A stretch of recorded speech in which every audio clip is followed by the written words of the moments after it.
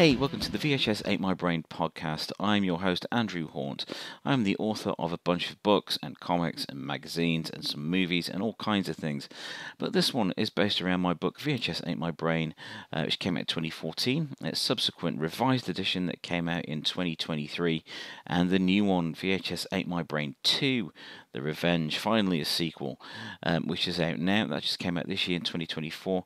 And I'm really pleased with how it's doing. I'm very grateful how it's doing. I get some good messages about it, and I just really appreciate every bit of feedback about that. You have to put a lot of yourself into these books when you're writing something that's kind of personal as well as full of pop culture stuff, and there's a lot of me in these books, and I really appreciate everyone's kind words about them. So thank you. That is much appreciated.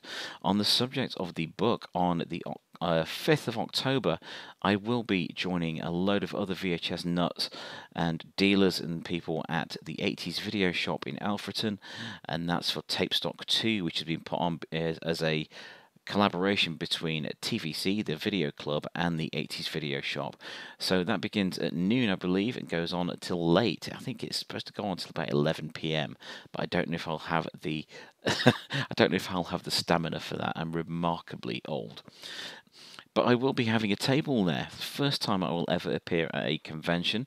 I'll be there signing copies of VHS Ate My Brain Revised Edition and the new sequel, The Revenge. Those will be on the table, and I would love to meet some of you there. Some of my viewers from Planet Hex, some of my podcast listeners, and any of the readers of the books that want to come and say hi.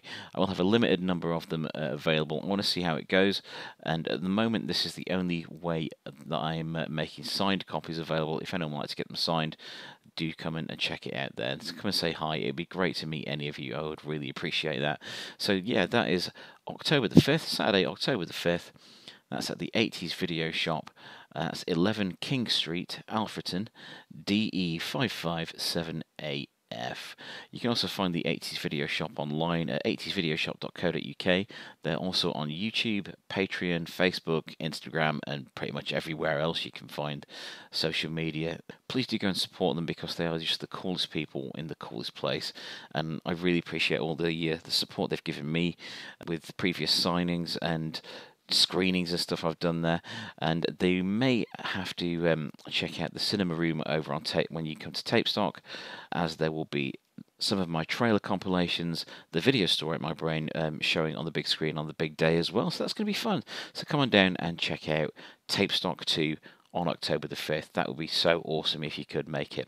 So my voice is a little rough this week. That's because I've had a bit of an epic weekend, to be honest. We are now on Friday, and my voice still hasn't recovered from last weekend, to be honest. So on the Saturday, I went to a Nottingham record fair and checked out a load of rock and metal and soundtracks and things like that, and hung out with a load of record enthusiasts. I've just got kind of back into vinyl recently after getting a new turntable, so I've been playing my collection and picking up a few titles that I've not had before. I'm not really one for going in buying stuff that I've had previously. I may get to that point. Same with VHS. I do want to pick up some of the old titles that I sold off from my old collection. That would be awesome. But at the moment, I'm just picking up stuff I haven't had before. So with the VHS collection, I've got a plan for that. So my final aim for my VHS collection is to replace everything I've got with big box X rentals. That's going to take some time. A lot of the titles I have in like mass market tapes are ones I'm going to sell on, maybe replace some of those with big box tapes, but I just want my core of my old collection back.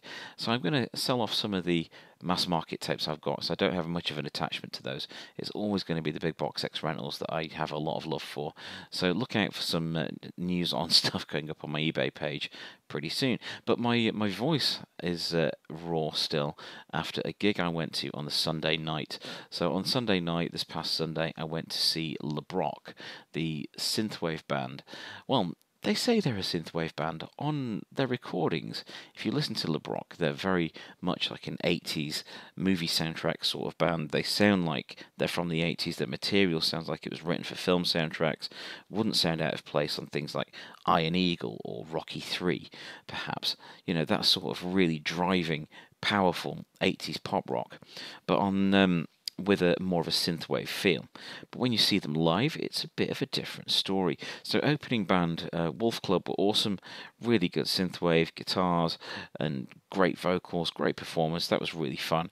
And LeBrock came on stage and turned out to not be guys with a laptop. It was a full rock band, 2 guitars, full live drum set.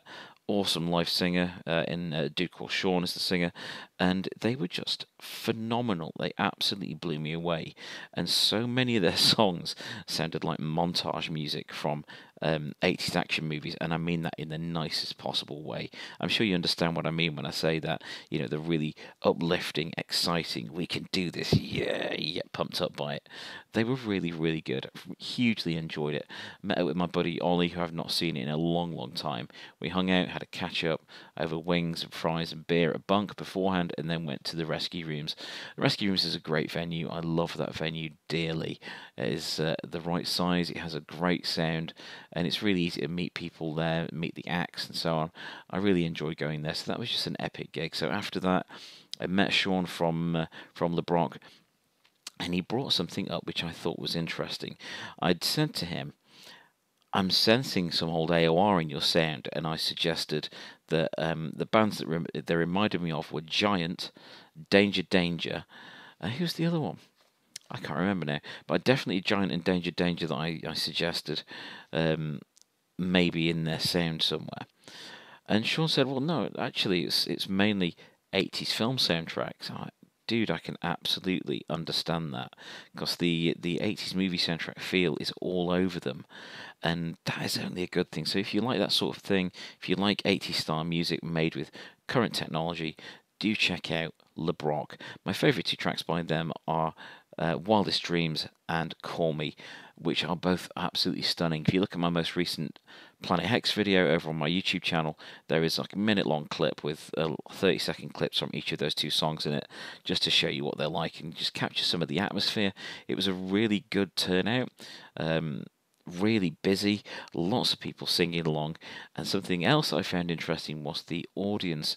The audience was a really good mix of ages, which I found very interesting. The lowest age you can be to get into Rescue Rooms is 14, but I saw kids from like 14 up to dudes in their 70s all singing along, and I found it fascinating that this music that is brand new but made with vintage sensibilities, this retro style, has this cross-generational appeal, because it is modern music, but it also speaks to the people that grew up with these 80s movie soundtracks.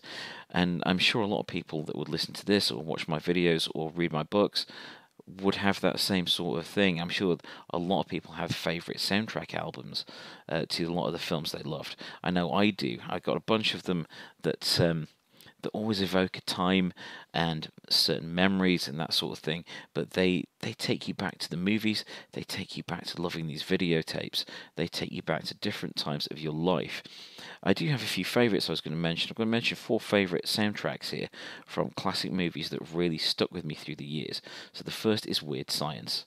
I love Weird Science. I'm a huge John Hughes fan, apart from 16 Candles, and oh my god, Not She's Having a Baby.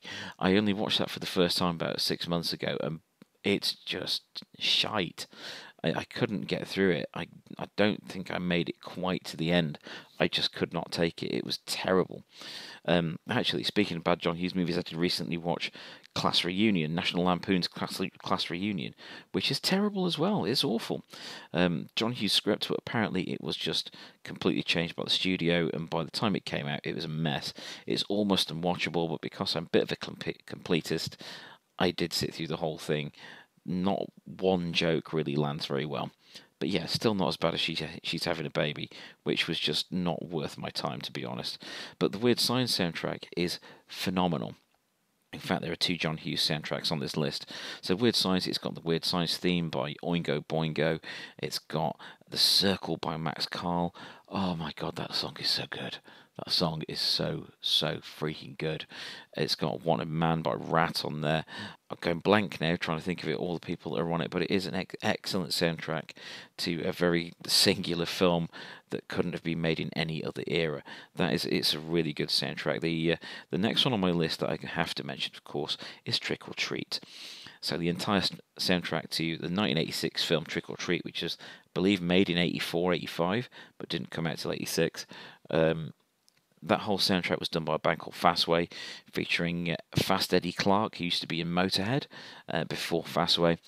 And they went through various lineups until the sad passing of Fast Eddie Clarke in the last few years. By that time, they got Toby Jepson from Little Angels singing for them, which I was found a bit crazy. But anyway, the Trick or Treat soundtrack is 9 tracks long. Not everyone is a classic. Stuff like that. Not everything is brilliant. Tear Down the Walls is like 2 minutes long. So when you see the scene in Trick or Treat where Eddie Weinbauer is pulling down all his posters, and you get that big rock song, feeling down, tear down the walls, and you've got the whole montage of him tearing down all the rock and metal posters in his room. But that's pretty much the entire song, and it ends on a really weird note. But there are some brilliant things like on that album, like Get Tough, and of course the Trick or Treat song itself. And it's just, it takes me back to watching it for the first time when I rented it from, when my mum rented it for me from the corner shop where we were living in Winkerbank in Sheffield when I was about 13, and it just changed my life. I loved it. I did that thing I did with a bunch of other videotapes I had. I put my ghetto blaster in front of the TV and played the movie so I could record it just on audio. I did this a lot with all kinds of stuff, so I could take them on my Walkman. Show my age now, Walkman. So I could take them on my Walkman to school and travelling and things like that. I did it with movies. I did it with sitcoms. I did it with lots of episodes of Star Trek Next Generation and Star Trek Deep Space Nine when that came out, just so I could have these things on the go as well. And it's just crazy to think I would sit there in silence, trying not to cough or fart or anything while I was recording these things. And it just makes me laugh now that the stuff we went through. A lot of people talk about recording things off the radio when the charts were on, but for me it was recording movies and TV shows onto cassette so that I could have my own little treasured copy of them. There was pirating as well, but I didn't have 2 video players. Actually, I did after the age of 12 because there was one upstairs and one downstairs. There's one in my room, one in the living room, so maybe I could have done it. But it's something I never attempted. I think I was just too scared of being found out. Even more so now with the internet, where companies can see what you're doing all the time, they can hear what you're doing all the time. It's a bit freaky. It's a bit frightening now, but yeah, I was terrified then that if I tried to pirate a copy of a movie, I was just going to get people glaring through my window, banging on the door at 3 a.m. So I didn't quite do that. But the soundtrack to Trick or Treat has always stuck with me because of the Eddie Weinbauer character. Always related to him, written about him a lot in the VHS books, and talked about it a lot on YouTube and things like that. I just love that character and always have adored that character. I just saw myself in him all the time, getting bullied, the way he dealt with things, and invoking the evil spirit of a dead rock star to come and do your bidding, get back at your bullies, and ultimately try and take over the world. That bit might not have happened, but it did to Eddie. Anyway, the third soundtrack on my list, we're going back to John Hughes here, and this dates back from when I was a winsome teenager who had been heavily affected by movies. It's Pretty in Pink, and I'm not ashamed of that. I really like Pretty in Pink. I don't like the ending. I wish they'd gone with the original ending where Ducky got together with Andy instead of Rich Boy Blaine. But you can't have everything. But the soundtrack to that movie is just excellent. It's got Pretty in Pink by the Psychedelic Furs, the Smiths on there before it all got a bit weird with the Smiths. It's got a cover version of Wouldn't It Be Good, the Nick Kershaw song done by the Danny Hutton Hitters. But it's also got OMD and New Order on it. It's a really good 80s compilation, as well as being a really good soundtrack. Oh, you also got Beloise Sum on there doing Round Round. As well as being a great soundtrack to a very singular movie, it's a great 80s compilation. So if you just go and revisit the Pretty in Pink soundtrack, it is a very solid compilation and a great soundtrack to a film that caught a lot of people's hearts, eyes, minds, and I'm sure walls when they were people having teenage posters up on the wall. I always wish I had a Pretty in Pink one, but I can never track one down, what with being from England. But as with the other soundtracks, it stuck with me, and it took me back to watching the movie, and I've always loved it. I still play it from time to time.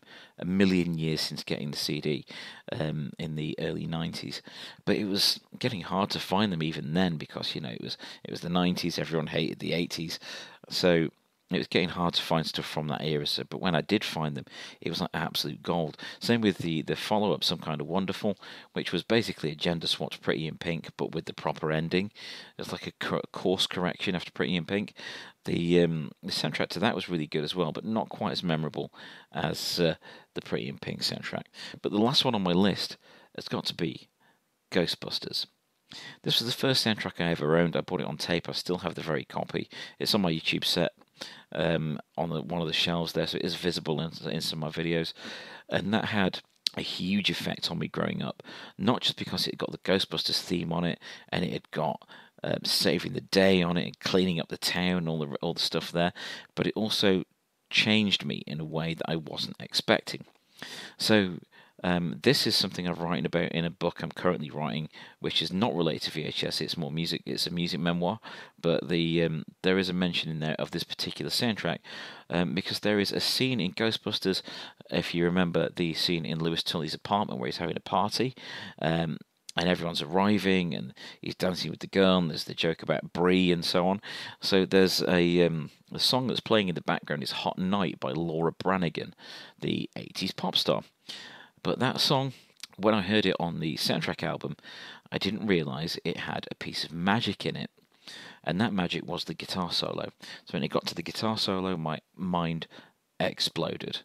I was like, I need this. This is the most grown-up thing I've ever heard. This is the most advanced and classy thing, sophisticated and exciting. It was a guitar solo on a pop song. But that became the genesis of me wanting to play guitar and discovering rock and metal. So yeah, my rock and metal obsession from all those years that led to me having a music journalism career, interviewing rock stars from all over the world. It all came from seeing Ghostbusters and hearing Hot Night by Laura Branigan in the background. So I'm always going to love that. And it's got some of the credits music on the end of it as well. The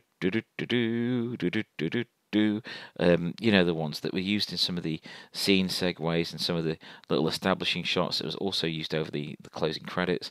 There's a bunch of stuff on there that just makes me really excited to watch the movie again and play the soundtrack again and revisit all the joy that Ghostbusters brought me.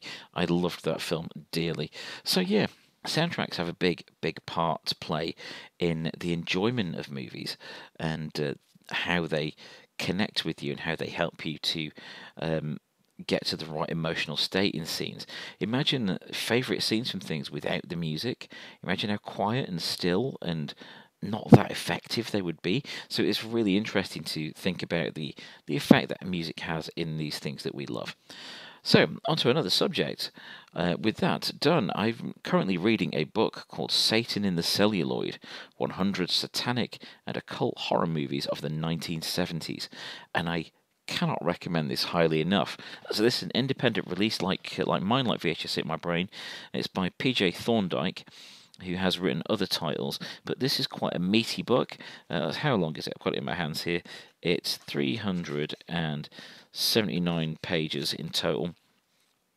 And yeah, it covers 100 satanic and occult horror movies of the 1970s in great detail. Now, the 70s aren't really my era. I was born at the arse end of the 70s, so it's not really a decade I connected with, of course, because I was 2, 3 by the time they ended, that sort of thing. But this is a really fascinating book for me, because I've seen a lot of these films, and there's a lot that I have not seen in here.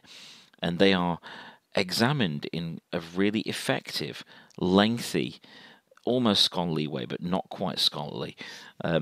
There's a book I've got called Aesthetic Deviations on Shot on Video Horror Movies, and that is extremely dense and very scholarly, written in such a scholarly fashion. It's almost kind of hard to enjoy it as just a piece of entertainment. It feels more like learning, but this is a ton of fun. This Satan in the Celluloid, I do hugely recommend you pick this up from Amazon.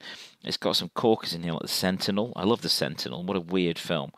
There is a great examination of why these things were so weird and the weird things they did. It was a very strange era for stuff. There's even quite a good examination of Exorcist 2, The Heretic, which is amazing. Anyone can get anything good out of that.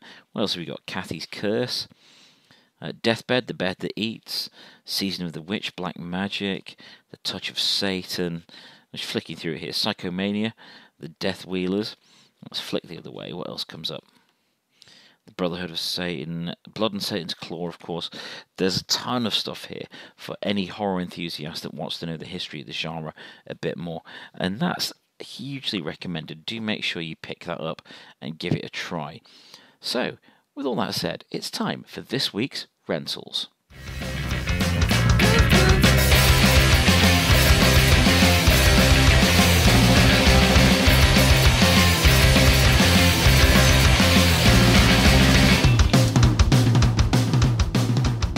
So I've picked 2 movies for this week's rentals, and as with I always used to do, I did not want to get 2 movies the same, like 2 horror movies, 2 comedy or whatever. So this week we're going to rent 2 movies that are from different genres, but equally as entertaining. So the first one is a sci-fi movie called Apex. This is from 1994, but it's actually A.P.E.X.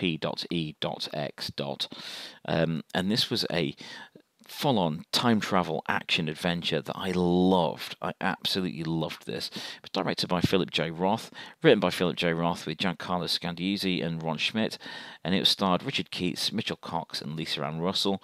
It was a really fun, high sci-fi concept film involving a guy going back in time to stop a cyborg from destroying everything, and in the process, time has changed. He gets back to the future, and it's not his future. It's not his world anymore. The same people are there, but they don't remember him. The same setup is there, but the circumstances are different and much, much worse. So, of course, it's down to the main character in order to correct time, correct the timelines. And I loved this because of the high concept, even though it's as low budget as heck. Oh my god, the budget is low on this. Even though it did not look brilliant, the fact that they had rudimentary CGI effects, there's some morphing, there's a lot of digital effects work going on there. There's a much higher scale and a much bigger scope than you would imagine for a low budget movie. The fact that they attempted that is really, really impressive, and I loved that dearly. That was a great fun movie. If you've never seen it before, Apex, check it out. You can probably find it free online somewhere. It is worth your time if you like 90s low budget sci-fi cinema, and I hugely, hugely recommend that. My other rental for this week is a bit of a classic in the straight-to-video world for me anyway. It's Demonic Toys. So yeah, this is from Full Moon Features. So of course I'm going to love it. I'm a huge Full Moon fan, and this is one of their big-name movies. So yep, Demonic Toys. A pregnant policewoman, her quarry, and an innocent delivery boy become trapped in a haunted toy warehouse. It's directed by Peter Manoogian. I'm going to have to say that again. Peter Manoogian. Sorry, Peter, I do apologise. It was written by none other than Full Moon Features Supremo Charles Band and some dude called David S. Goyer.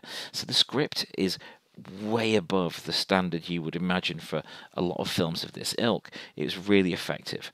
And it starred Tracy Scoggins, Bentley Mitchum, and Daniel Kearney, and was just ridiculous. It does what it says on the tin. If you see the cover, there's a demonic clown, there's a demonic baby, there's a robot toy, and a very nasty-looking teddy bear. And you are absolutely right to think about what it is.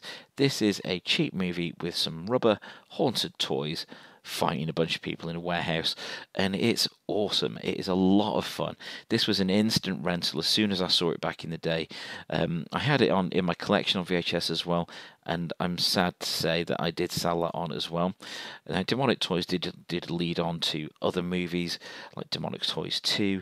There was an unrelated spin-off, a non-canon spin-off that crossed over Demonic Toys and Puppet Master.